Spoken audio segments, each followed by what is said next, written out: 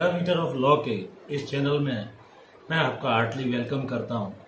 आज मैं दंड प्रक्रिया संहिता 1973 सीआरपीसी 1973 के एक बहुत ही महत्वपूर्ण प्रावधान धारा 154 सीआरपीसी के संबंध में बताने जा रहा हूं। ये फर्स्ट इंफॉर्मेशन रिपोर्ट या प्रथम सूचना प्रतिवेदन से संबंधित प्रावधान है, जिसमें ये व्यवस्था दी गई है कि संज्ञेय मामलों में पुलिस को जब इतला दी जाती है, कॉग्निजेबल ऑफेंस कहीं घटित किया जाता है और फरियादी के द्वारा, चाहे वो स्वयं उपस्थित हो या किसी भी व्यक्ति की सूचना के द्वारा कोई एफआईआर या घटना के जिसको पूरी जानकारी है कोई रिपोर्ट दी जाती है, तो इसको कहा जाता है इंफॉर्मेशन इन कॉग्निजेबल केसेस। इसके बारे में ये महत्वपूर्ण प्रावधान है कि संज्ञेय अपराध के किए जाने से संबंधित जो भी इतला पुलिस थाने के भारसाधक अधिकारी को दी जाएगी मौखिक, उसके द्वारा उसके निर्देशाधीन वो लेखबद्ध, जैसा वो लिखा रहा है वैसी लेखबद्ध की जाएगी। इतला देने वाले को पढ़कर वो रिपोर्ट सुनाई जाएगी, जो कॉग्निजेबल प्रत्येक ऐसी इतला पर चाहे वह लिखित रूप में भी दी जा सकती है, लिखी जाएगी और उस व्यक्ति द्वारा उस पर हस्ताक्षर किए जाएंगे रिपोर्ट पर, और जो उसे दे रहा है और उसका सार एक ऐसी पुस्तक जिसे प्राय थाने में रोजनामचा कहा जाता है उसमें लिखा जाएगा और उस अधिकारी द्वारा ऐसे रूप में रखी जाएगी जिसे राज्य सरकार इस निमित्त वेद की जा करती है, उसमें वो इसकी प्रविष्टि करेगा। परंतु किसी लेडी के द्वारा यदि रेप से संबंधित कोई 376 के ऑफेंसेस हैं, जिसमें 354 भी हो सकता है, 354 का, 354 खा, 354 गा घा और 376 का खा, 376 खा गा, 376 घा, 376 घा का आदि से संबंधित या 509 से संबंधित कोई अपराध है आईपीसी का, तो इस अपराध के किए जाने का प्रयत्न करने का यदि कोई अभिकथन रिपोर्ट में किया जाए, उसकी इतला दी गई है, तो ये ऐसी इतला किसी पुलिस, महिला पुलिस के द्वारा अभिलिखित की जाएगी पुलिस थाने में। और परंतु ये वह व्यक्ति जो आईपीसी की धारा, जैसा कि मैंने बताया, 354 से संबंधित है, 376 से संबंधित है, तो ऐसी स्थिति में अस्थायी या स्थायी रूप से मानसिक या शारीरिक रूप से अगर निशक्त है, तो ऐसी इतला किसी पुलिस अधिकारी द्वारा उस व्यक्ति के ऐसे अपराध की रिपोर्ट करने की जिससे अपेक्षा की गई है, निवास स्थान पर या उसके व्यक्ति के विकल्प पर जहां वो आसानी से उपलब्ध हो सके, वहां किसी डिगलॉट, कोई अगर वो भाषा नहीं समझती है तो जो भाषा का रूपांतरण कर सके, उसकी उपस्थिति में अभिलिखित की जाएगी। ऐसी इतला के अभिलेखन की वीडियो फिल्म भी आवश्यक समझी जाती है, तो बनाई जाना आवश्यक होगी, तैयार की जाएगी। पुलिस अधिकारी द्वारा धारा 164 की उपधारा 5 का के खंड का के अधीन किसी जुडिशियल मजिस्ट्रेट के समक्ष उसका कथन भी कराया जा सकता है, जिसको रिकॉर्डिंग कन्फेशन या स्टेटमेंट बोला जाता है, और उसका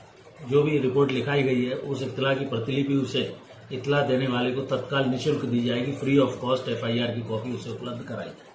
कोई भी व्यक्ति जो किसी पुलिस थाने के भारसाधक अधिकारी के उपधारा 1 में निर्दिष्ट इतला को अभिलिखित करने से इनकार करता है, तो ऐसी इतला का सार लिखित रूप में डाक द्वारा संबंधित पुलिस अधीक्षक को भेजा जा सकता है, जो समाधान होने पर किसी संज्ञेय अपराध का किया जाना प्रकट होता है, या तो स्वयं उस मामले का इन्वेस्टिगेशन करेगा या अपने अधीनस्थ किसी पुलिस अधिकारी को इन्वेस्टिगेशन करने के लिए सौंप देगा, जिसे वो सारी शक्तियां होंगी जो उसको है। तो इसमें कुल मिलाकर एफआईआर का जो प्रावधान रखा गया है, एफआईआर का कॉग्निजेबल केस में रजिस्ट्रेशन करना आवश्यक है। संज्ञेय अपराध जब भी कोई रिपोर्ट लिखाई जाती है, जो भी पुलिस थाने का भारसाधक अधिकारी उसके द्वारा लिखी जाएगी। इस संबंध में ललिता कुमारी वर्सेस स्टेट ऑफ यूपी 2014 का एक मामला हुआ था, जिसमें कॉग्निजेबल केसेस में इंफॉर्मेशन संज्ञेय मामले में किए जाने के संबंध में डायरेक्शन दिए गए थे। इसमें बच्ची का किडनैपिंग हो गया था, उसके पिता द्वारा रिपोर्ट की गई, एसपी द्वारा रिपोर्ट पे कोई कार्रवाई नहीं की गई, मामला सुप्रीम कोर्ट तक गया। इस मामले में तो ये कहा गया धारा 154 में मैंडेटरी वर्ड यूज हुआ है और शेल वर्ड यूज हुआ है जो मैंडेटरी है। शेल शब्द का अर्थ है कि आवश्यक रूप से संज्ञेय अपराध के संबंध में रिपोर्ट लिखी जाएगी प्रथम सूचना। There is no discretion of police, ऐसा नहीं है कि ये पुलिस के विवेक का विषय पर निर्भर करे। मैंडेटरी एफआईआर रजिस्टर्ड करना ही पड़ेगा कॉग्निजेबल केस में। If you are a judicial, यदि आप जुडिशियल एस्पायरेंट हैं, एलएलबी के स्टूडेंट हैं, तो धारा 154 के संबंध में आपको जानना ही चाहिए। बहुत महत्वपूर्ण प्रावधान है जो हर व्यक्ति के लिए है। फर्स्ट इन्फॉर्मेशन रिपोर्ट सीआरपीसी के अंतर्गत कब की जाती है, कैसे की जाती है, ये जानना आवश्यक है। एफआईआर का की कोई स्पष्ट डेफिनेशन यद्यपि सीआरपीसी में नहीं दी गई है। Every information regarding cognizable offence वो लिखनी ही होगी पुलिस अधिकारी को, उसको जिसके द्वारा वो रिपोर्ट लिखाई गई उसे पढ़कर सुनाई जाएगी।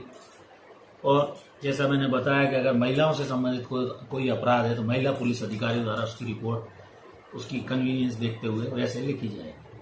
परमानेंटली अगर एफआईआर लिखाने वाली कोई डिसेबल है मेंटली फिजिकली, तो उसे कंफर्टेबल प्लेस पर जैसी कंफर्ट रहे उस हिसाब से लिखी जाएगी। उसकी वीडियोग्राफी भी कराई जाएगी इन्वेस्टिगेटिंग ऑफिसर के द्वारा। आवश्यकता पड़ने पर उसका स्टेटमेंट मजिस्ट्रेट के समक्ष धारा 164 सीआरपीसी के तहत कराना आवश्यक होगा। इन्फॉर्मेशन की जो कॉपी होगी फर्स्ट इन्फॉर्मेशन रिपोर्ट की, वो राज्य सरकार द्वारा विहित प्रोफार्मे में लिखी जाएगी। उसकी कॉपी फ्री ऑफ कॉस्ट उस व्यक्ति को लिखाने वाले को दी जाएगी। रिपोर्ट अगर नहीं लिखी जाती है तो रजिस्टर्ड डाक से संबंधित एसपी को भेजी जाती है। वो या तो स्वयं इन्वेस्टिगेशन करेगा या किसी अधीनस्थ को सौंप देगा। अब जहां तक इसके आवश्यक तत्वों का प्रश्न है, सबसे पहला कॉग्निजेबल ऑफेंस होना चाहिए, उसकी रिपोर्ट होगी 154 सीआरपीसी के अंतर्गत। फिर वो ओरली भी हो सकती है, राइटिंग भी हो सकती है। वह स्वयं व्यक्ति जिसके साथ घटना घटित हुई लिखा सकता है, कोई और व्यक्ति भी उसको लिखा सकता है, लिखित या मौखिक हो सकती है। उसमें रिपोर्ट लिखाते समय उसका सब्सटेंस सार लिखा जाएगा, पढ़कर सुनाया जाएगा, गवर्नमेंट द्वारा प्रिस्क्राइब रजिस्टर में इसे उतारा जाएगा। फ्री ऑफ कॉस्ट इमीडिएटली उसकी कॉपी संबंधित कंप्लेनेंट को देना आवश्यक होगी। और यदि वो नई रिपोर्ट आपकी लिखने से इनकार करता है तो आप संबंधित पुलिस अधीक्षक को लिखित या रजिस्टर्ड पोस्ट से आप उस कंप्लेंट को भेजेंगे। वो या तो स्वयं उसका इन्वेस्टिगेशन करेगा आगे का एफआईआर के आधार पर कौन कौन से कॉग्निजेबल ऑफेंस हैं, या किसी सबऑर्डिनेट ऑफिसर को सौंप देगा। Jitendra Kumar versus state of Haryana का एक मामला इंपॉर्टेंट हुआ था 2012 का। इसमें ऑफेंस हुआ था तो इसमें यही कहा गया माननीय सर्वोच्च न्यायालय द्वारा, इन्फॉर्मेशन पर एफआईआर रजिस्टर्ड कर इन्वेस्टिगेशन करना क्रिमिनल लॉ में आवश्यक है। एफआईआर से आगे जो भी इन्वेस्टिगेशन की प्रोसेस है वो कॉग्निजेबल ऑफेंस में उसे officer in charge of the police station या जो इन्वेस्टिगेटिंग ऑफिसर है उसे अपनानी होगी। इस प्रकार मैंने प्रथम सूचना रिपोर्ट के संबंध में सरल भाषा में आपको बताने का प्रयास किया। पुलिस को इतला और अन्वेषण करने की जो शक्ति दी गई है उसमें ये धारा 154 बहुत इंपॉर्टेंट है। ये संज्ञेय मामलों में इतला इन्फॉर्मेशन इन कॉग्निजेबल ऑफेंस से संबंधित है। जहां भी संज्ञेय अपराध घटित होता है और उस इतला को किसी भी पुलिस थाने के भारसाधक अधिकारी या ऑफिसर इंचार्ज को मौखिक या लिखित रूप से दी जाती है तो उसे वो लेखबद्ध करेगा, इतला वाले देने वाले को पढ़कर सुनाएगा, चाहे वो लिखित हो, और उस व्यक्ति के हस्ताक्षर कंप्लेनेंट के लिए जाएंगे और उसका सार पुस्तक जो गवर्नमेंट द्वारा प्रिस्क्राइब की गई है उसमें लिखा जाएगा। महिला से संबंधित है तो महिला पुलिस अधिकारी के द्वारा ऐसी इतला लिखी जाएगी।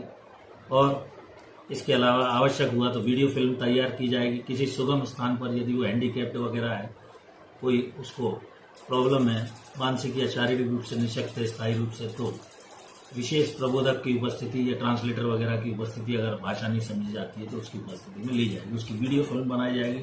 धारा 164 सीआरपीसी के तहत उसका रिकॉर्डिंग कन्फेशन कराया जाएगा या स्टेटमेंट कन्फेशन एक्यूज्ड का होता है, और अगर कंप्लेनेंट है, फरियादी है, तो उसका 164 के तहत मजिस्ट्रेट के समक्ष कलमबंद बयान लिया जाएगा और इतला देने वाले को तत्काल उसकी कॉपी दी जाएगी। निःशुल्क निर्दिष्ट इतला का अभिलिखित करने से इनकार करने पर जैसा मैंने बताया एसपी को रिपोर्ट की जाएगी, उसके द्वारा कार्रवाई की जाती है। तो इस तरह कुल मिलाकर पुलिस थाने के भारसाधक अधिकारी को ये कॉग्निजेबल ऑफेंस में संज्ञेय मामले में इतला देने पर रिपोर्ट लिखना आवश्यक है, ऐसा बतला है। मित्रों, ये अगर मेरा वीडियो सरल भाषा में आपके समझ में आया हो, लॉ एस्पायरेंट्स तथा आप देश के आम नागरिक किसी भी कॉम्पिटिटिव एग्जाम की जो बच्चे तैयारी कर रहे हैं सबके लिए मैंने ये बनाया है। और मैं आशा करता हूं कि आप एफआईआर के संबंध में संक्षेप में आपको जानकारी हो गई होगी। तो प्रथम सूचना प्रतिवेदन कब कैसे की जाएगी, कौन लिखेगा, क्या आगे की कार्रवाई होगी, इस वीडियो में मैंने संक्षेप में बतलाया। मैं आशा करता हूं मेरा ये वीडियो अच्छा लगा होगा। आपसे अनुरोध है कि यदि अभी तक आप इस चैनल पर नए हैं, मैं आपका मित्र अशोक शर्मा, रिटायर्ड न्यायाधीश। मेरा इस चैनल पर यही प्रयास है कि आपको मैं सरल शब्दों में कानूनी बिंदुओं को स्पष्ट करूं और इसी प्रयास के साथ मेरे इस चैनल को आपका जो स्नेह मिला है उसके लिए हृदय से आपका आभारी हूं। आज इस वीडियो में यहीं तक, कल फिर मिलते हैं नए वीडियो के साथ। Thank you for watching this video. नमस्कार।